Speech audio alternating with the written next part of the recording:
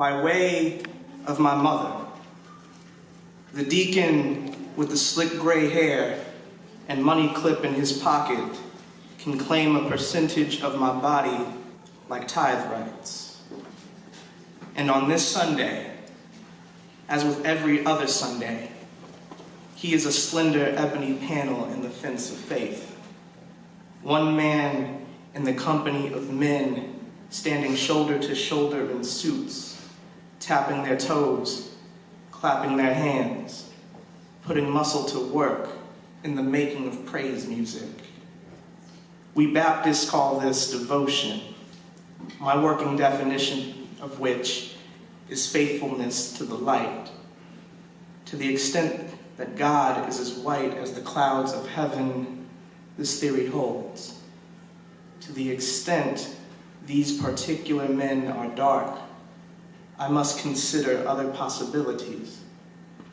That God remade himself in my image so that we could be closer, or that devotion means the commitment of black men to stand with one another, form a barricade of soldiers against anything as necessary, the Lord being the force holding them fast in line. It isn't always easy for me to see these explanations as separate. Any film, any photograph of Martin Luther King Jr. leading a march with his position centered in a line of bodies covering the entire width of the frame, if I take a wide view of that scene, I see the Lord at work. If I zoom in on a single person or the breach between two, I see no trace of the Lord at all.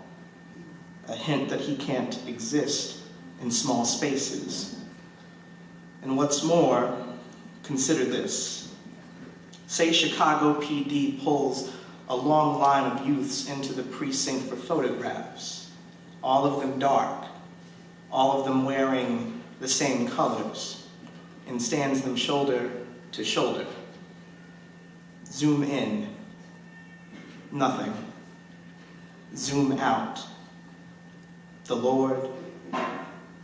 Why not? There's clearly commitment there, devotion. They're all definitely soldiers on the battlefield for something.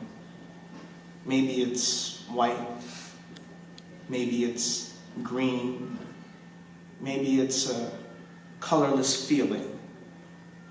I've got no good answers, only darkness. I'm still trying to decipher if it means anything that Dr. King lived in Vice Lord's territory when he spent 66 in Chicago. That the words vice and lord are affiliates, homeboys, next door neighbors. I think about their coming up together in the mind of a boy living on that side of town, a percentage of his body perhaps claimed as a tax.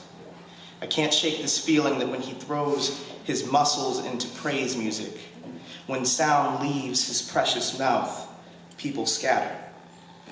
I can't help but believe our songs to one another would be familiar. Church family.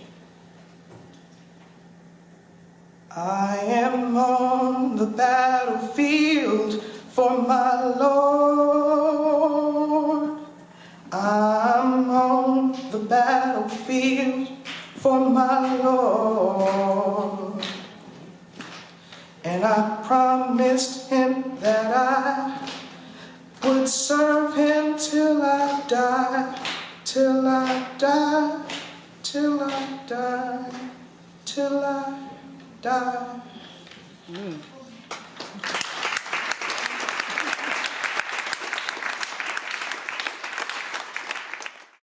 Morristown.